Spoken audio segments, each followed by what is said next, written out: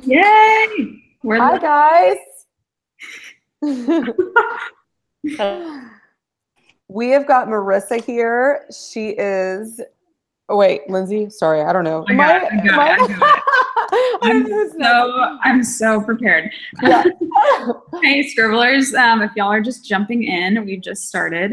Today, we're super excited because we have the lovely Marisa Russell, who is the Director of Publicity at Penguin Young Readers, which is a super awesome publisher. Marisa graduated from New York University and worked at a boutique PR firm and HarperCollins Children's Books before landing at Penguin. She spent the last 6 years at Penguin working with authors like Sally Green, Marie Lu, Rochelle Mead, and Renee Audier, and I'm fangirling over all of them right now. As well as beloved series like Mad Libs and Llama Llama. She lives in Brooklyn with her family. Marisa, we are so excited to have you. Thank you so much for joining us for this. Oh, thanks for having me. I'm so excited. So Scribblers, just a reminder, we're going to ask Marisa a few questions, and then you guys can either start typing your questions now, or you can wait until we ask for your questions and you can start firing away.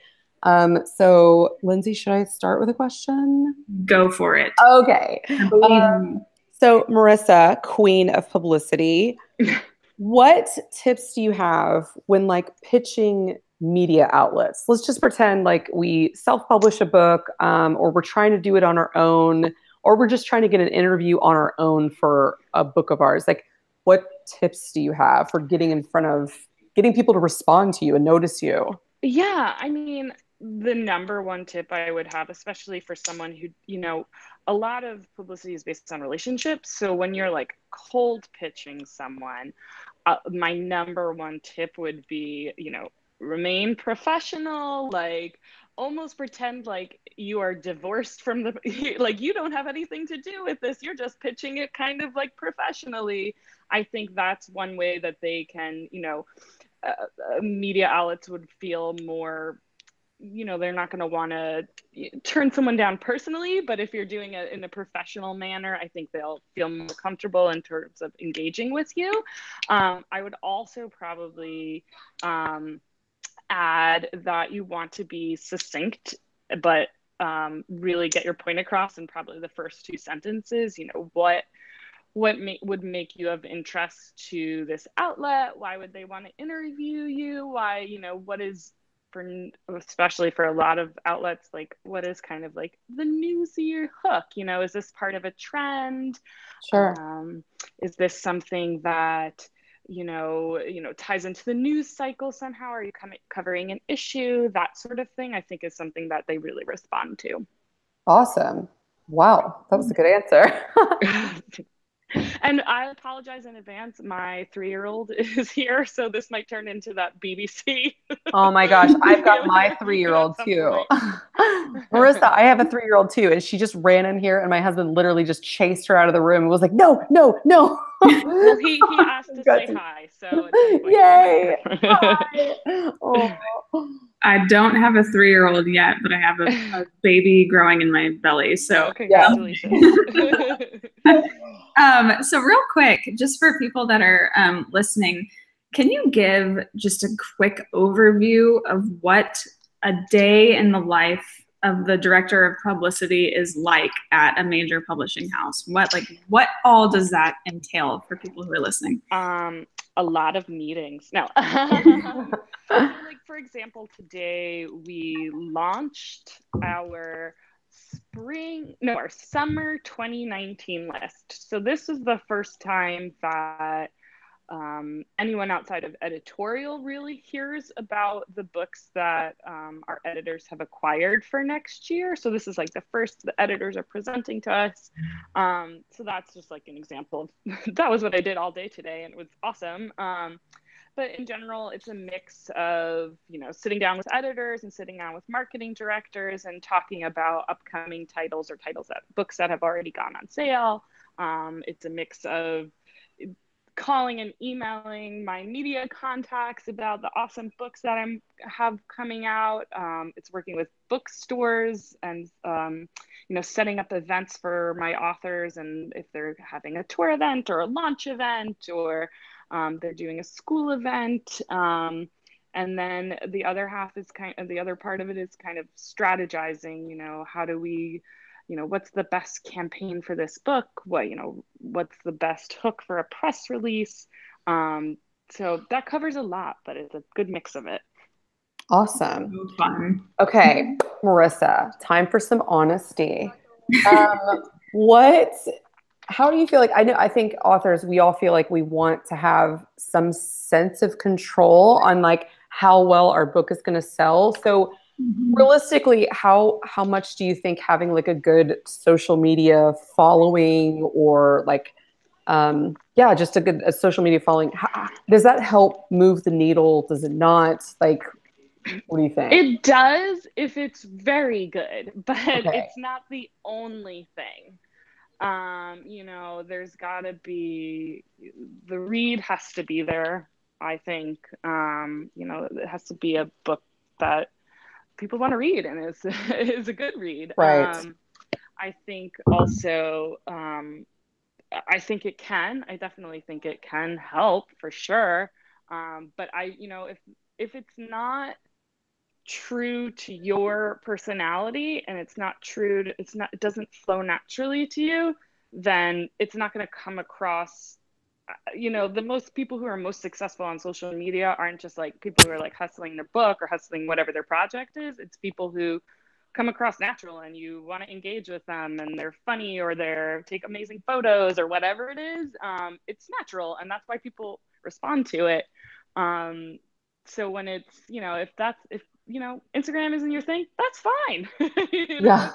If Twitter isn't your thing, you're not like someone who can come up with succinct, quippy one-liners, then that's totally fine. And like, you don't want to force it. Okay, great. Love it. Absolutely. I think that should put a lot of people's minds at ease, because I know like when Tori and I were first starting out, we didn't have some massive social media following. Yeah. And that is such a scary feeling as a debut author, as someone who's just starting out, when you realize, oh shoot, I don't know how people are going to be interested in anything that I have. So how often does that play into deciding if a book is going to be acquired or not? Like I don't know if you're ever in those meetings, but I'm sure that you're in a part of things like that. So when a book comes across that everyone's really excited about, is there anything that gets you really excited when you're looking at the book or the author's social media where you're like, oh my gosh, I can't wait to work with this? I can't really speak to that sort of acquisition element.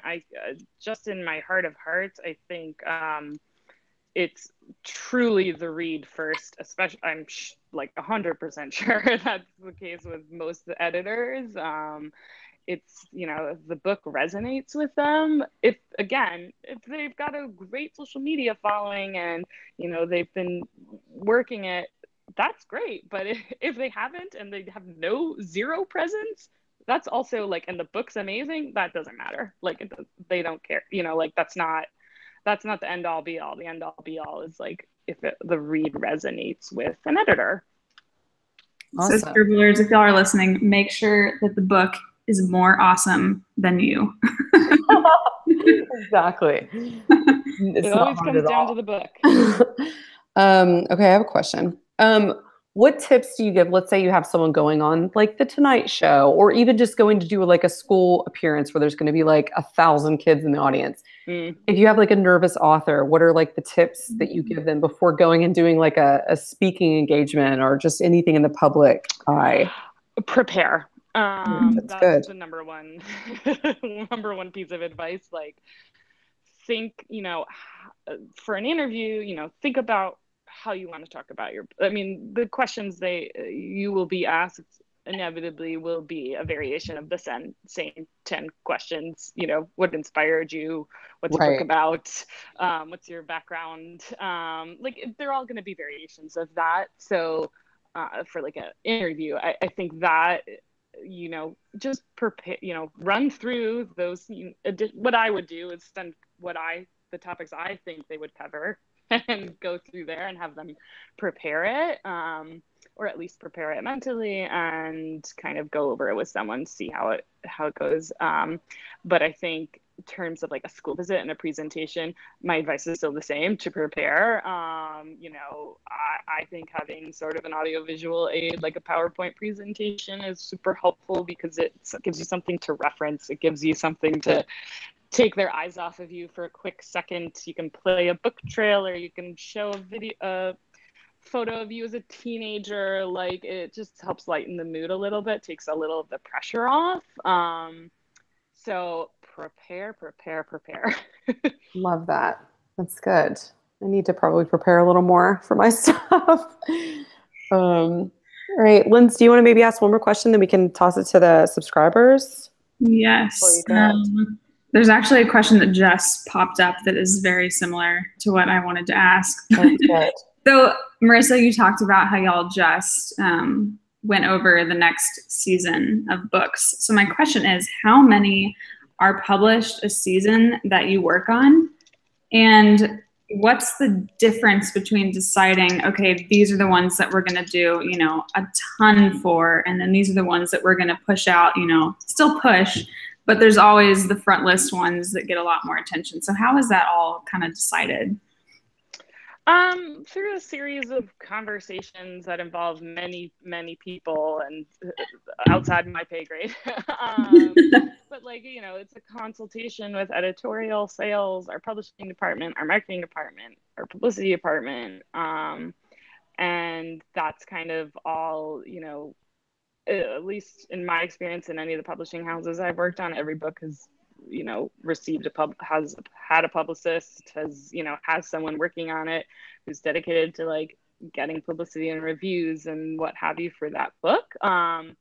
So that, but like how it's decided, you know, it depends. It's definitely a decided upon with like a lot of like strategy behind it.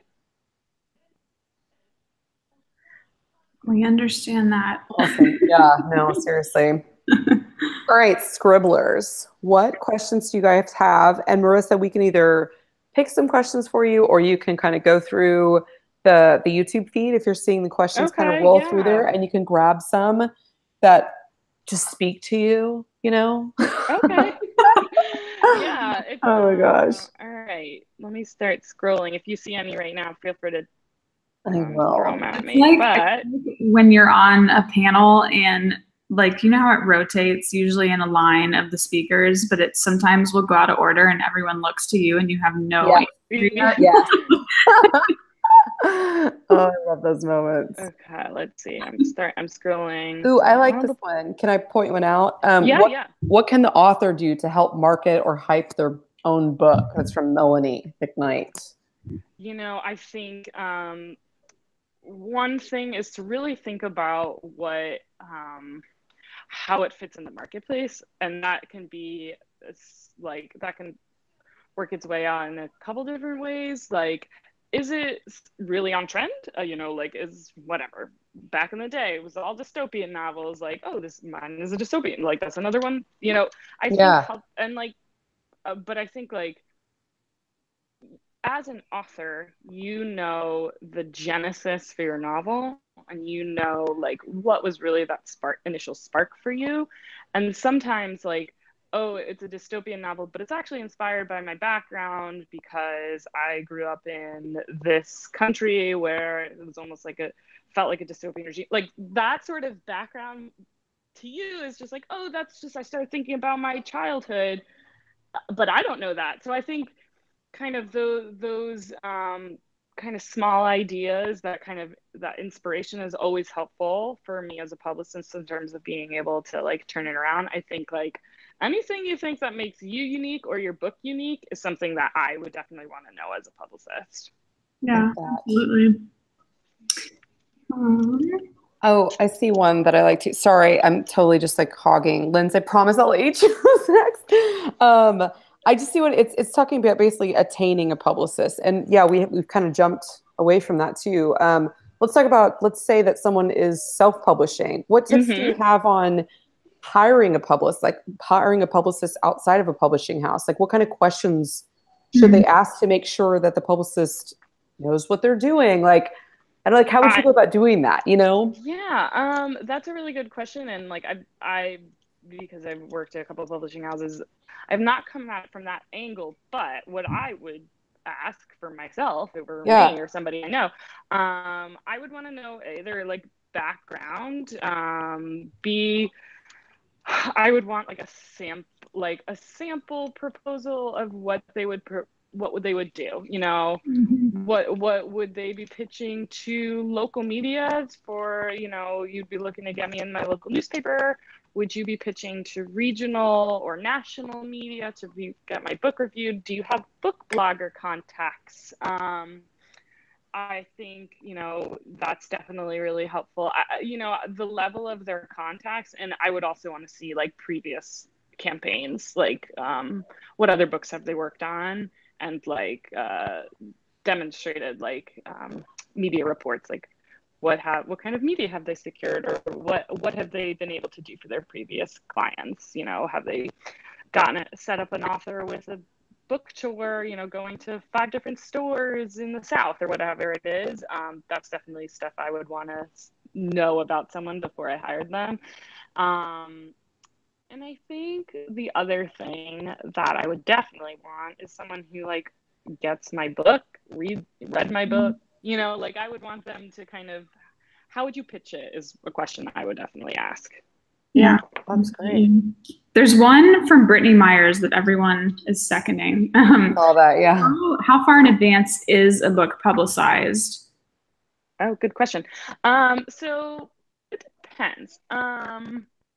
Generally, you know, books are announced at any point. They're announced a year, they're announced 9 months. They're usually announced when they are acquired.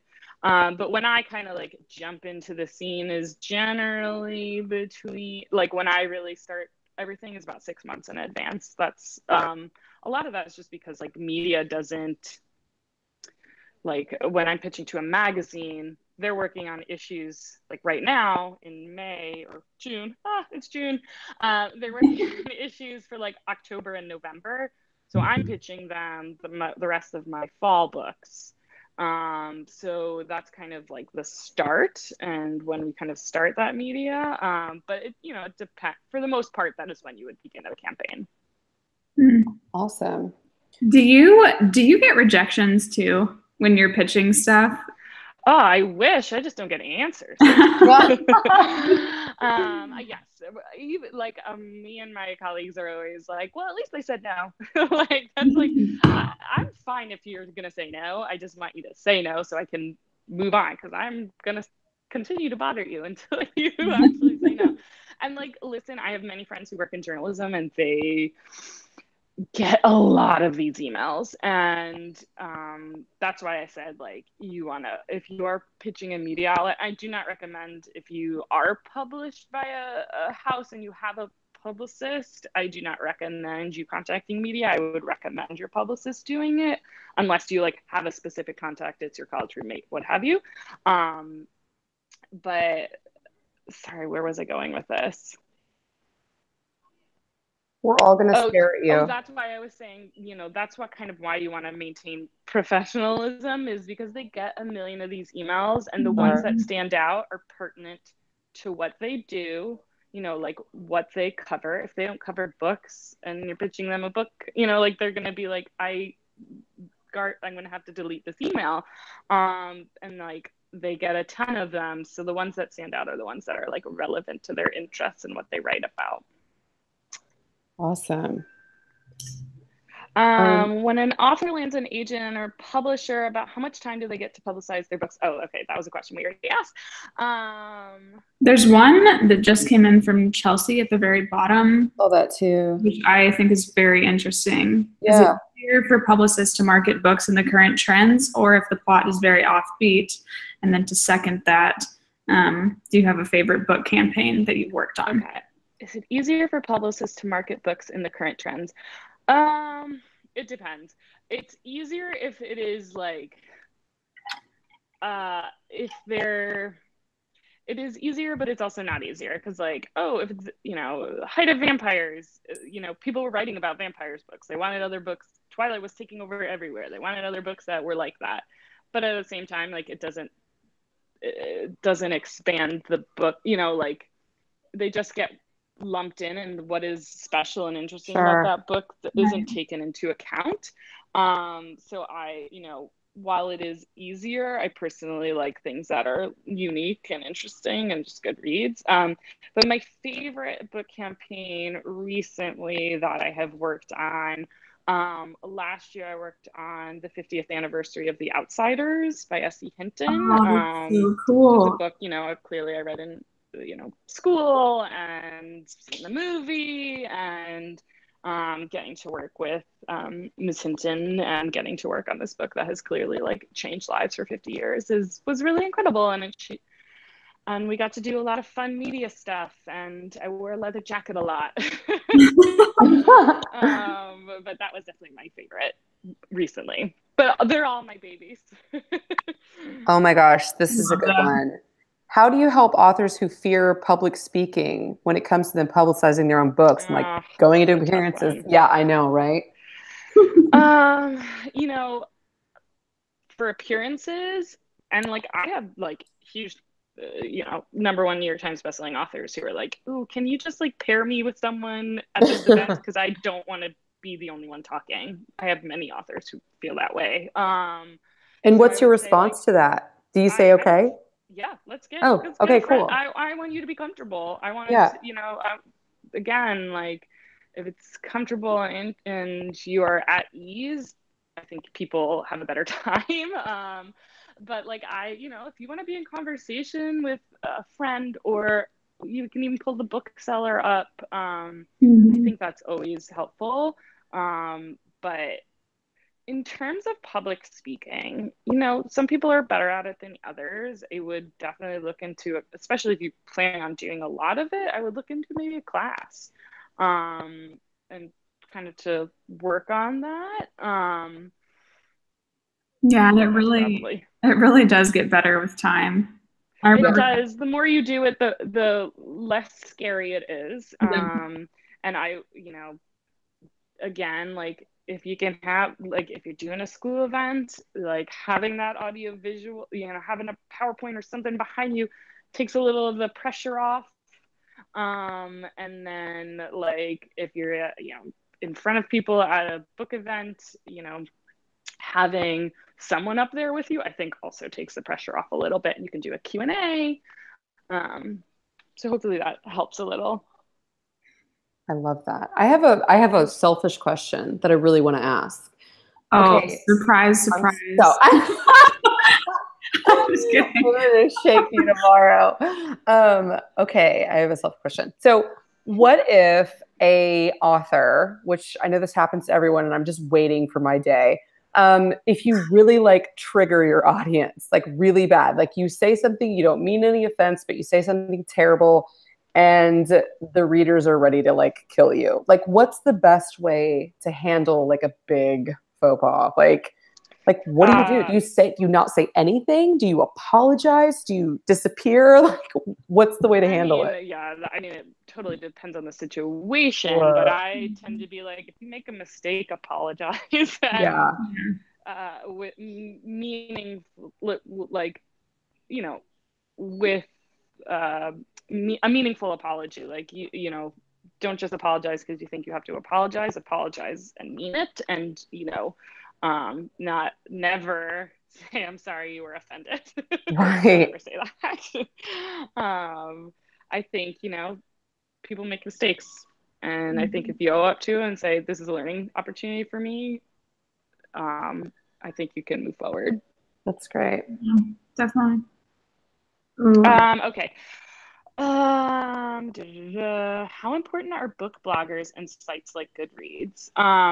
It's so funny. I, like, came up in the rise of book bloggers. Like, all of a sudden, like, they started trickling in, and we get these requests, and we got more and more and more of them. I think that when bloggers, especially the book bloggers, I think they have good taste, and I think They can sniff out a book that will resonate with readers. So like how important they are is like their input and their buzz is really valuable, I think, for getting an idea of what's going to resonate with like consumers at large. And same, I think that translates also out to Goodreads. I think it's a good, I think it can, as an author, I would not recommend Living or Dying by Goodreads or reviews in any way. I was at an event a couple of weeks ago, and I feel like it was a panel event, and the authors were all like, "Don't cancel your Goodreads account. Don't look at that." That was like their number one advice for upcoming debut authors, which I would also probably like. Don't read the reviews, but Goodreads is such a dark place for authors. It can get dark, so let it exist. But you know that doesn't make you who you are, and that doesn't make your book what it is. Okay. Do authors have any control over the events they attend or their book launch? Yes. They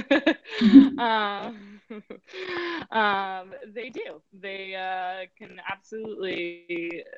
I think, you know, we kind of strategize where we would want to send someone based off of what events we have found, festivals and trade shows and whatnot, we have found successful. But, you know, authors are more than welcome to send themselves, and many do send themselves to other festivals, and, you know, set up their own launches, or we can help them set up a launch as well. So, you know, there's definitely some control there. I was totally going to ask if you ever tell authors to not read their reviews. Yes. Do not do that. Or if you do, don't take it to heart. It's not the end all be all. Yep, absolutely. Why don't we take one more question and then we'll kind of wrap up? Yeah. Okay. Let's see. Are book trailers really not popular? Do they help? That's my question. I think really good ones do. I think they help. Really good ones do, you know, but they're hard to be good because we're not, publishers are still not like movie studios. But there are some that I really like and I have found interesting and I think have resonated. I think book trailers are also just like, they are another marketing tool. So like, you know, they go up on Amazon, they, you know, are on an author's website. So like, it's another way for you to get a taste of a book. But in terms of like, you know, where we are and whether book trailers seem to have, you know, there seem to be less of them now. I think they're selective, but I think when they're good, I can make me want to read a book. Yeah. Love it. Well, Marisa, we have loved talking to you. You're the best. Thank you so much for your amazing This is so fun. You sound so official. You sound like you're a publicist, like a real publicist. Yes, I am. Can you also promote me and Lindsay's books on the side? Just like extra publicity. Oh, man, if I had the time. On the spot. No, thank you so much. Can everybody say thank you to Marisa? You've been amazing. Lindsay, guys, this is so fun. Can you just be thankful, Lindsay, and say thank you? Thank you.